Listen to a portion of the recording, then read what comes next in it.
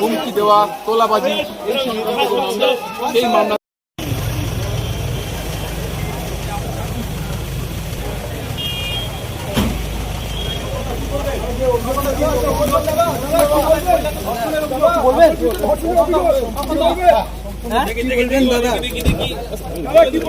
দাদা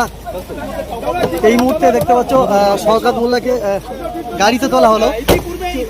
নিয়ে চলে যাচ্ছে। আমরা একটু জিজ্ঞাসা করছি দাদা জানবো এই মুহূর্তে যারা ভিডিওটা দেখছে তাদেরকে বলছি নিয়ে যাওয়া হচ্ছে, থানা থেকে বের করা হয়েছে, এলাকায় নিয়ে যাওয়া হচ্ছে, ক্যামেরা পার্সন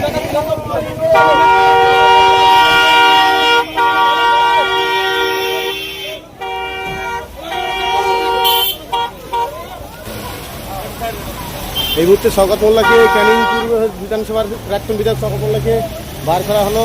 নিয়ে যাওয়া হচ্ছে জীবনতলা থেকে, জীবনতলা থেকে বার করা হলো।